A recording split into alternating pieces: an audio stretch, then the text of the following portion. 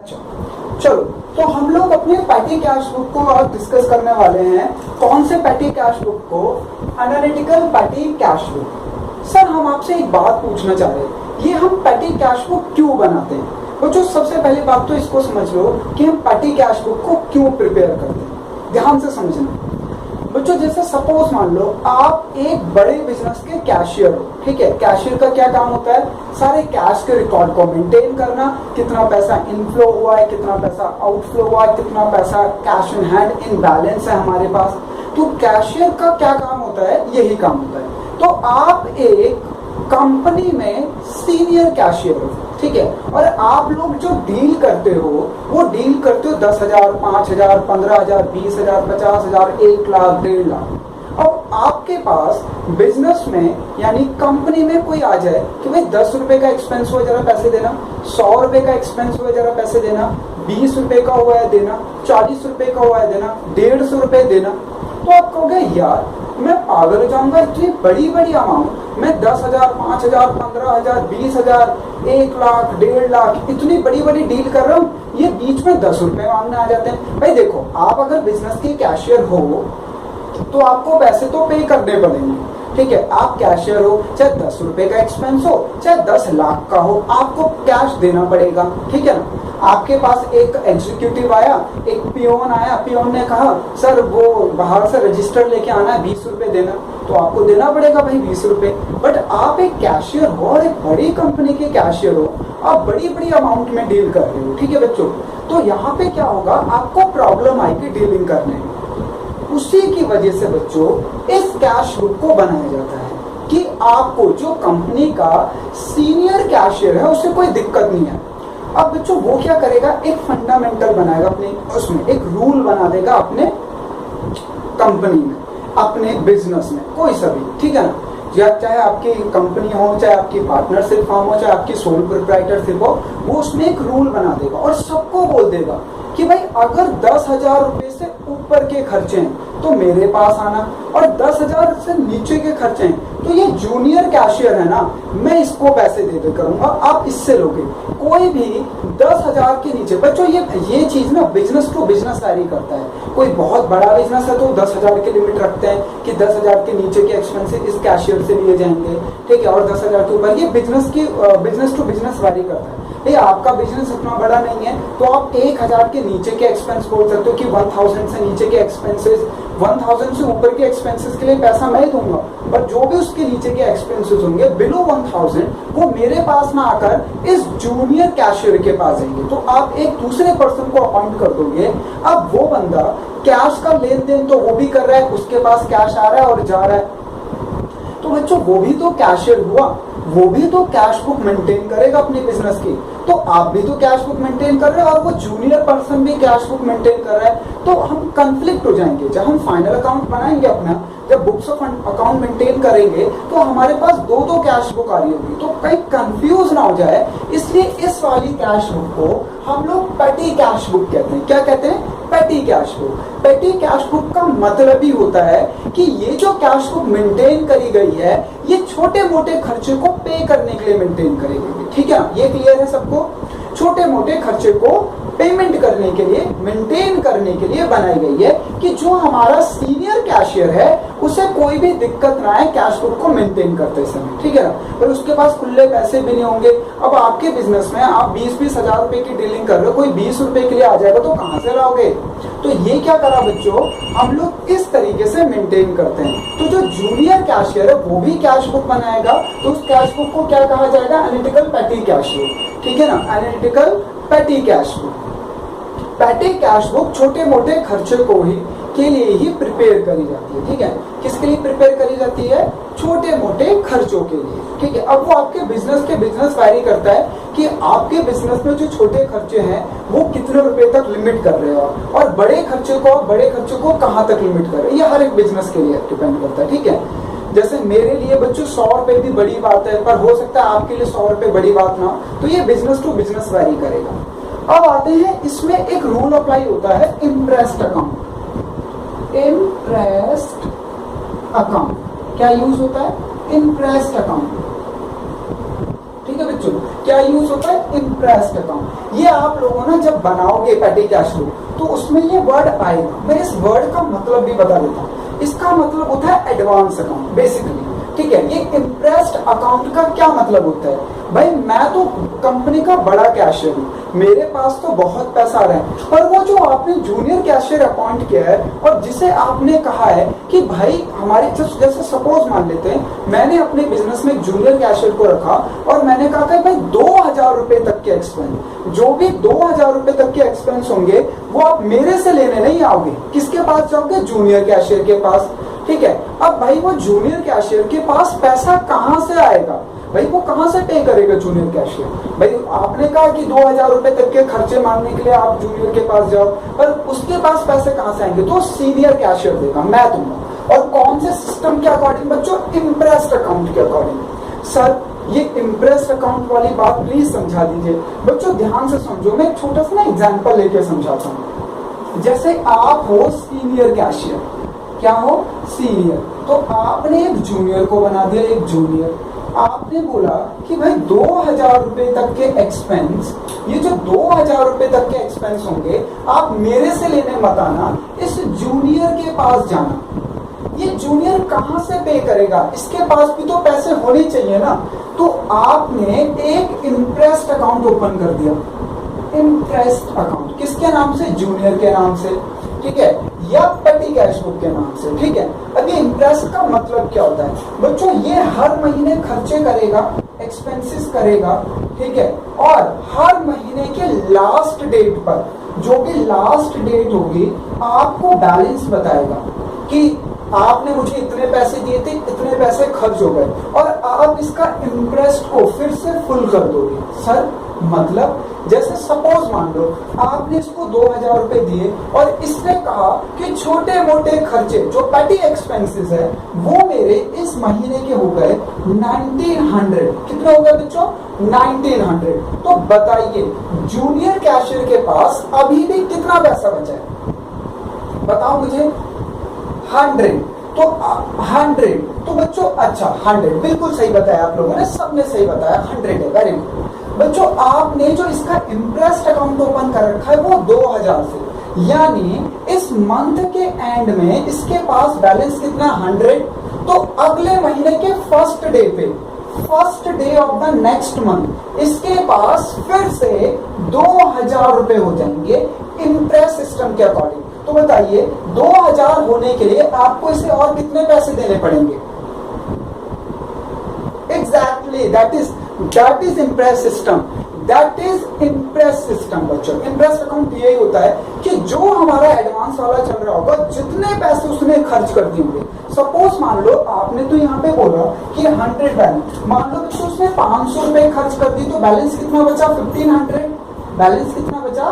1500। तो हम उसको फिर से 500 रुपए देके फिर से उसका इंप्रेस अकाउंट 2000 कर देंगे, ठीक है, हर महीने के फर्स्ट डे को। और जो भी मंथ का लास्ट डे होगा वो उस पर हमें इंटीमेट करेगा कि सर मेरे पास इतने एक्सपेंसेस हो गए, ठीक है। चलिए ये तो मतलब था इंप्रेस्ड का। ये लीजिए मैं रब कर रहा हूँ, क्वेश्चन में कराऊंगा, आप लोगों को और बढ़िया समझ आएगा। ये तो था इंप्रेस सिस्टम। सर हमें आप ये बताइए ये फॉर्मेट की रिक्वायरमेंट क्या हो?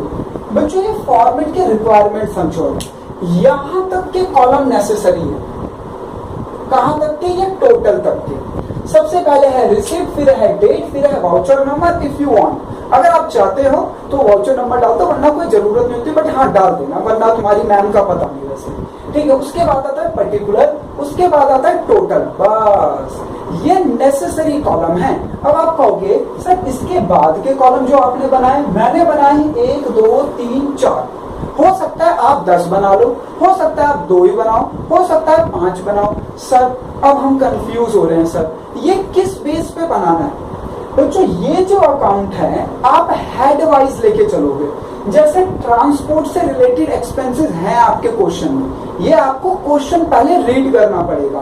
तो आपने ट्रांसपोर्ट का कॉलम बना लिया, यानी जो भी ट्रांसपोर्ट के एक्सपेंसेस होंगे, चाहे कैरेज है, चाहे फ्रेट है, चाहे कार्टेज है, सब इसमें आएगा। जितने बार भी पे किया जा रहा है सब इसी में आएगा, ठीक है। आपने एक बना लिया प्रिंटिंग एंड स्टेशनरी का, तो जो भी प्रिंटिंग स्टेशनरी, चाहे आप पेन खरीद रहे हो, चाहे आप रजिस्टर खरीद रहे हो, चाहे आप कुछ भी कर रहे हो, वो इसमें जाएगा, ठीक है। एक आपने बना लिया ट्रैवलिंग एक्सपेंस का, जैसे आपने अपने एम्प्लॉय को कन्वेंस वगैरह दिया, उसे गाड़ी से घुमाने ले गए, उसे कुछ किया, तो वो एक्सपेंस में आ जाएंगे। और ये लास्ट वाला कॉलम मैंने इसलिए बनाया है कि जिसके लिए मैं सेपरेट कॉलम नहीं बनाऊंगा, जिस भी एक्सपेंस के लिए हम सेपरेट कॉलम नहीं बनाएंगे, उसके लिए मैं अदर में डाल दूंगा, उसको अदर एक्सपेंसेस में। किसमें डाल दूंगा? अदर एक्सपेंसेस में। सर मान लो ये हमें कैसे पता चलेगा कि हमें किसका कॉलम बनाना है किसका नहीं? भाई आप ना क्वेश्चन को रीड करोगे, रीड करने से आपको पता चल जाएगा कि आपके किस टाइप के एक्सपेंसेस हो रहे हैं। तो आप अगर एक कोई एक्सपेंस एक से ज्यादा बार रिपीट हो रहा है तो आप कॉलम बना लो। तो यानी बच्चों यहाँ के बाद कॉलम की कोई लिमिट नहीं है, चाहे तो आप सारे एक्सपेंसेस के लिए एक एक कॉलम बना लो, चाहे आप 3 ही कॉलम बनाओ उसी में ट्रांसफर कर दो, एक अदर का कॉलम बना लो, तो ये आपके ऊपर डिपेंड करता है, ठीक है। चलिए हम एक पेटी कैश बुक पे छोटा सा क्वेश्चन करते हैं, तब आपको और बढ़िया समझ आएगा। आप लोग निकालो पेज नंबर 10.42, हाँ जी ओपन करिए 10.42 सारे लोग। क्वेश्चन नंबर मैं आप लोगों को बोल रहा हूँ 40, पेज नंबर 10.42, क्वेश्चन नंबर हमारा है 40। ये पेज 10.42 क्वेश्चन 40, ये लीजिए। अच्छा अब आप लोग देखेंगे कि मैंने उसके अकॉर्डिंग कॉलम बना लिए हैं। देखो मैं क्वेश्चन पढ़ रहा हूँ, ध्यान से सुनना सारे के सारे। लिखा हुआ from the following information prepare an analytical पेटी कैश बुक। ओहो सर अगर वो सिर्फ पेटी कैश बुक बोलता तो, अरे तो सिंगल कॉलम कैश बुक बनाया था ना आप लोगों ने स्टार्टिंग में, सबसे पहले दिन जिस दिन कैश बुक स्टार्ट किया था, बस वैसे ही सब कुछ लिखना, बस कैश बुक की जगह पेटी कैश बुक लिख देना, ठीक है ना। अच्छा तो देखिए क्या लिखा हुआ है, कह रहा है हमारा जो पेटी कैश बुक है 1 अप्रैल को रिसीव फॉर कैश पेमेंट 20,000। लो हमें अपने सीनियर कैशियर से 20,000 रुपए पहली तारीख को ही रिसीव्ड हो गए, ठीक है। उसके बाद लिखा है हमने पोस्टेज के लिए पे किया है, स्टेशनरी के लिए पे किया है, वेजेस पे किया है, कैरेज पे किया है, कन्वेंस पे किया है, ट्रैवलिंग एक्सपेंसेस पे किया है, ऑफिस क्लीनिंग के लिए पैसे पे करे, कोरियर के लिए पैसे पे किए हैं, और centre registered notice to landlord. बच्चों लैंडलॉर्ड को हमने एक लेटर भेजा है, रजिस्टर्ड मतलब उसी के नाम से, उसको कोई और रिसीव्ड नहीं कर सकता, ठीक है ना। टेक्निकली आपको नहीं पता है तो आप लोग अब तो सुनते भी नहीं है बच्चों, जैसे आपके घर पे कोरियर आता है ना, ये पहले का टाइम है बच्चों, आपकी बुक ना ट्रेडिशनल बेस पे चल रही है कुछ अभी भी। जैसे मैं आपको एग्जांपल बताता हूँ, अब तो बच्चों इतने सारे हमारे पास वो हो गए, अब आता है कोरियर। जैसे सपोज मान लो आपके फादर के नाम से कोरियर आया, तो आप भी रिसीव कर लेते हो ना, या मॉम भी रिसीव कर लेती है, या घर में कोई और है तो वो रिसीव कर लेता है। बट बच्चों एक होती है रजिस्टर्ड नोटिस, जिसमें जिसका नाम लिखा है वो ही रिसीव करेगा। तो अब आप कहोगे सर वो जो पोस्टमैन आया उसको क्या पता कि वो बंदा कौन है। जैसे मान लो सर मेरे घर पे चिराग के नाम से आ गया, चिराग के नाम से एक रजिस्टर्ड नोटिस आया और मैं नहीं था तो मम्मी ने ले लिया या मेरे भाई ने ले लिया, तो पोस्टमैन को कैसे पता चलेगा? भाई उसे आईडी प्रूफ दिखाना होता है कि आप ही चिराग, ठीक है ना। तो उससे कंफर्म हो जाता था। पहले के टाइम पर लोग मनी ऑर्डर भेजते थे ऐसे, ठीक है। अपने पेरेंट्स से पता करना, उनको पता होगा, ठीक है। मैं ज्यादा पुरानी बात नहीं कर रहा हूँ, मैं आज से 15-20 साल पहले की बात कर रहा हूँ। मतलब आप तो खैर बहुत छोटे नन्हे मुन्ने हो गए, या तो आप में से काफी तो हो गए ही नहीं, क्योंकि मुझे नहीं लगता आपको कोई भी 20 साल का इस समय, आप सारे 15-16 के आसपास ही है। तो बच्चों 15-20 साल पहले की बात कर रहा हूँ, ज्यादा बड़ी बात नहीं कर रहा हूँ। तो मनी ऑर्डर होता था, हम मनी ऑर्डर भेजते थे। अब मनी ऑर्डर का मतलब क्या होता था? पैसे भेजना। तो अगर अब मैंने किसी को पैसे भेजे हैं, किसी और बंदे को मिल गया, तो मेरे पैसे भेजने का फायदा क्या हुआ? इसलिए हम लोग जो मनी ऑर्डर भेजते थे, जिसके नाम से भेजते थे, सिर्फ वो बंदा ही रिसीव कर सकता है। अगर वो बंदा नहीं है तो वो पोस्टमैन वापस चले जाता था, दोबारा आता था फिर कल या परसों जैसे भी, ठीक है ना। तो यहाँ पे हमने रजिस्टर्ड नोटिस भेजा लैंडलॉर्ड को। चलिए क्वेश्चन देखते हैं। और इस क्वेश्चन को पढ़ने से मुझे एक तो चीज पता चल गया कि सर अप्रैल 1 को 2020, ये लीजिए डेट 2020 अप्रैल 1 कॉमन ले लिया, मुझे 20,000 रिसीव्ड हुए, टू रिसीव, कितने थाउजेंड रिसीव्ड हुए बच्चों? 20,000। देखो ऐसे लिखते हैं इसे, ठीक है। जो पैसा मिला है वो इधर लिखेंगे और जो खर्चे हैं वो सब इधर आएंगे। पैसा किस वजह से मिला है? रिसीव्ड की वजह से। अच्छा ये रिसीव्ड हुआ है तो 2 आया है। अब जो भी पेमेंट करेंगे वो बाय के थ्रू करेंगे, by by by by by की तरह, ठीक है ना। चलिए सर आपने जो कॉलम ड्रॉ किया ये किस बेस पे किए? भाई मैंने क्वेश्चन पढ़ा तो मेरे को पता चल गया एक तो हम पोस्टेज और स्टेशनरी का खर्चा कर रहे हैं, तो मैंने एक पोस्टेज एंड स्टेशनरी का बना दिया, ठीक है। देखो पोस्टेज एंड स्टेशनरी का कॉलम बना रखा है। उसके बाद बच्चों कैरेज पे कर रहा है, कार्टेज पे कर रहा है, तो मैंने एक ट्रांसपोर्ट रिलेटेड बना लिया है। फिर एक में बच्चों वो कन्वेंस ट्रैवलिंग एक्सपेंसेस पे कर रहा है, कन्वेंस पे कर रहा है, तो मैंने ट्रैवलिंग एक्सपेंस का भी बना लिया, ठीक है। सब दोनों का एक ही तो बन सकता था, नहीं नहीं नहीं, दोनों अलग अलग है। ट्रांसपोर्ट और ट्रैवलिंग अलग अलग है। ट्रांसपोर्ट एक्सपेंसेस का मतलब बच्चों जो आप सामान बिजनेस में लेकर आए यानी गुड्स, या बिजनेस से बाहर लेके गए गुड्स, उसके लिए जो हम पे करते हैं उसे कहते हैं ट्रांसपोर्ट एक्सपेंसेस। और ट्रेवलिंग एक्सपेंसेस क्या होता है, जैसे आपका कोई सेल्समैन या आपका कोई एम्प्लॉय बाहर घूमने या आपके काम की वजह से, ठीक है, ऑफिशियल पर्पस से, तो भाई उसके जो भी ट्रांसपोर्ट के खर्चे होंगे आप ही दोगे ना, पर उसे ट्रांसपोर्ट में बोला जाता है, उसे ट्रैवलिंग बोला जाता है अकाउंटिंग लैंग्वेज में। तो ट्रांसपोर्ट से हमें पता चल जाता है कि गुड्स आए, और ट्रैवलिंग से हमें पता चल जाता है कि जो ट्रैवलिंग एक्सपेंसेस जो है मतलब कोई पर्सन है, ठीक है, वो पर्सन कोई भी हो सकता है, चाहे एम्प्लॉय हो सकता है, चाहे कोई मैनेजर हो सकता है, चाहे फर्म का डायरेक्टर हो सकता है, ठीक है। अच्छा उसके बाद बच्चों उसमें ना एक दो एक्सपेंसेस और है, तो मैंने उनके लिए कॉलम नहीं बनाया। अदर वाला कॉलम है ना सर, बाई चांस मान लो आप, सर आप तो इतने मतलब क्वेश्चन कर रहे हो, आपको बताएं, मान लो सर हम उन एक्सपेंस के लिए भी कॉलम बना दे, अदर वाला कॉलम ही ना बनाए, चाहे सर वो एक्सपेंस एक ही बार है, तो अगर आपने उनके लिए भी कॉलम बना दिया तो क्या गलत हो जाएगा? नहीं भाई, इसकी खासियत ही है, गलत नहीं होगा, ठीक है। आप अदर बना के सारे एक एक करके एक्सपेंस डाल दो जो एक एक बार है, या आप उनके लिए भी कॉलम बना दो तब भी ठीक है, और अदर बना के करोगे तब भी ठीक है। समझ आ गया सबको यहाँ तक? तो बच्चों याद रखना, आप लोग कॉलम का बेस कैसे डिसाइड करोगे? क्वेश्चन को रीड करके कि उसमें कौन कौन सा जरूरी है। वैसे मैं आप लोगों को एक रामबाण इलाज बताता हूँ। सर रामबाण इलाज मतलब बच्चों जो हर जगह अप्लाई हो जाता है। ये आप 3 कॉलम जरूर बनाया करना, ठीक है। एक हमारा ट्रांसपोर्ट का, एक ट्रैवलिंग का, एक पोस्टेज एंड स्टेशनरी का, ये हर जगह जरूर होते हैं। और एक अदर्स का बना लोगे तो काम चल जाएगा। बाकी आपकी अपनी अंडरस्टैंडिंग के एग्जाम में क्वेश्चन कैसा है उसके अकॉर्डिंग आप जो कॉलम बनाना चाहते हो, ठीक है। चलिए तो पहला है हमारा 2 तारीख का पेड पोस्टेज। ये लीजिए, तो 2 तारीख को बाय पोस्टेज, हाँ जी हमने पोस्टेज पे किया है। कितना पे किया बच्चों हमने पोस्टेज? 1600। तो सबसे पहले टोटल वाले कॉलम में तो आए गए भाई, ध्यान से समझना। अब ये जिससे रिलेट है उससे चले जाएगा, तो पोस्टेज है तो ये यहाँ चलेगी, ठीक है। ठीक है सर, ये इतने कॉलम बनाने का फायदा क्या होगा वो मैं लास्ट में बताऊंगा ना, क्यों दिक्कत कर रहे हो। चलो आगे बढ़ते हैं। उसके बाद है पेड स्टेशनरी 1000। तो लीजिए बाय स्टेशनरी 1000, टोटल में तो आएगा ही आएगा। अब ये जिससे रिलेटेड है वहां डाल दो, ये लो स्टेशनरी यहाँ था। चलो आगे बढ़ते हैं। उसके बाद है बच्चों पेड फॉर वेजेस। ओहो, आपने वेजेस के लिए कोई भी कॉलम नहीं बनाया, तो लीजिए कोई बात नहीं, बाय वेजेस। हाँ जी, वेजेस कितना पे किया हमने? 800। ये लीजिए 800। तो ये कहाँ चले जाएगा? अदर वाले कॉलम में। किसमें चले जाएगा? अदर्स वाले कॉलम। 2512। ये लीजिए, हाँ जी डेट भी डाल दी 2512।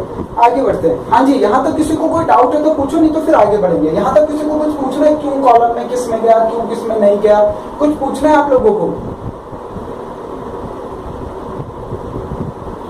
बोलो भाई, मेरी आवाज आ रही है? ठीक है, अगला देखिए क्या रहा है। 16 तारीख को 16 अप्रैल को paid for carriage 600। Paid for carriage, तो लीजिए बाय कैरेज। हाँ जी, कितना पे किया? 600। तो भैया ट्रांसपोर्ट वाला बनाया इसलिए था, ट्रांसपोर्ट वाला बनाया है कॉलम इस तरह जिसमें कैरेज कार्टेज फ्रेट को प्लेस किया जाता है। ये लीजिए कितने रुपए हैं हमारे? ये 600 प्लेस कर दिया मैंने। कितने को है ये? 16 को। चलिए अगली ट्रांजेक्शन देखिए बच्चों। अगली ट्रांजेक्शन है हमारी 20 की। Paid for conveyance ₹880। बच्चों आपने कन्वेंस पे किया है, बाय कन्वेंस हाँ जी 880 टोटल वाले में तो आएगा, अब इसमें किसमें आएगा, ट्रैवलिंग में आएगा, ये तो बाकी कॉलम में नहीं आया, किसमें आएगा, ट्रैवलिंग। अगला देखिए बच्चों, कह रहा है पेड फॉर ट्रैवलिंग एक्सपेंस, ये लीजिए पेड फॉर ट्रैवलिंग एक्सपेंस, तो बाय ट्रैवलिंग,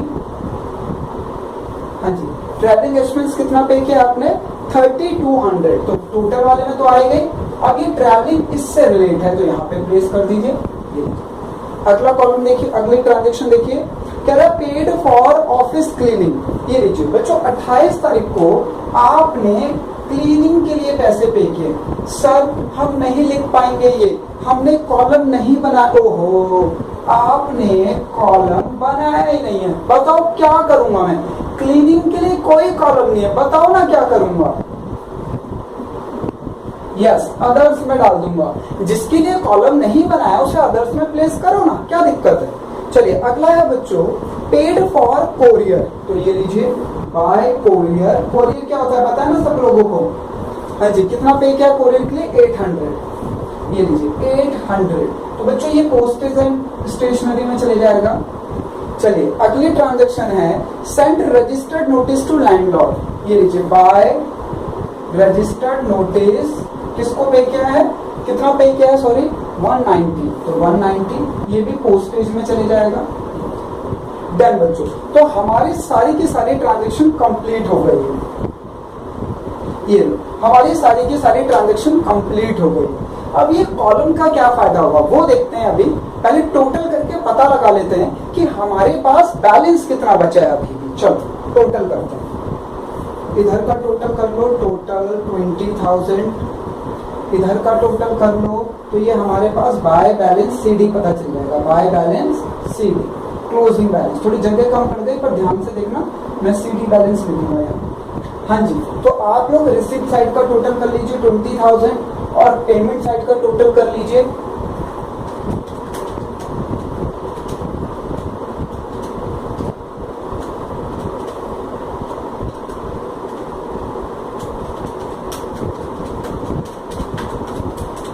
ये बच्चों पेमेंट साइड का टोटल आ रहा है 9470, बताओ पैसे आए ज्यादा हैं या गए ज्यादा हैं, तो बचे होंगे नहीं बचे होंगे, ये 10,530, चेक करो क्या बैलेंस बच रहा है, ये सर्कल मैंने किया आप लोग मत करना, 10,530 ही बैलेंस बचा है। अब इन सबको भी टोटल कर दीजिए, ये टोटल हो गया 600, ये टोटल हो गया 4,800, ये टोटल हो गया, ये करना पड़ेगा मुझे 2,600 प्लस 800 प्लस 190 3590 और ये हो गया 1200, ये तो ये आ गया हमारा टोटल। ठीक है, ये हमारा बैलेंस आ गया जिसको मैंने सर्कल किया है, तो ये हमारा petty कैश बुक का फाइनल बैलेंस, क्लोजिंग बैलेंस निकल कर आ गया। अच्छा, अब इनका टोटल करने का फायदा क्या होगा, ध्यान से सुनिए। अगर अब मेरा सीनियर यानी सीनियर कैशियर का petty एक्सपेंस कितने हुए टोटल, तो मैं कहूंगा 9,470, क्योंकि मेरे पास अभी भी 10,530 का बैलेंस बचा। तो वो कहेगा ये पैसे कहाँ कहाँ खर्च कर दिए, तो मैं कहूंगा सर ट्रांसपोर्ट पे खर्च हुए 600, ट्रैवलिंग एक्सपेंस पे खर्च हुए 4080, प्रिंटिंग एंड स्टेशनरी पे 3590 और अदर एक्सपेंसेस 1200। ठीक है, तो बच्चों ये एक हमारा यूज होता है, हम इस तरीके से उसको बता भी पाते हैं कि कितना पैसा किस चीज पे खर्च हुआ है। छोटे मोटे खर्चे भी ज्यादा हो जाते हैं बच्चों का भी, तो हमें पता होना चाहिए। ठीक है, सबसे पहले आप लोग इसका स्क्रीनशॉट लेंगे मेरे, हाँ पूछो,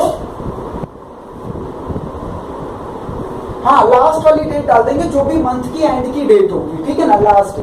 ठीक है, मेरे तरफ से कंप्लीट है ये एनालिटिकल पेटी कैश बुक, आप इसका स्क्रीनशॉट लो फिर बात करो।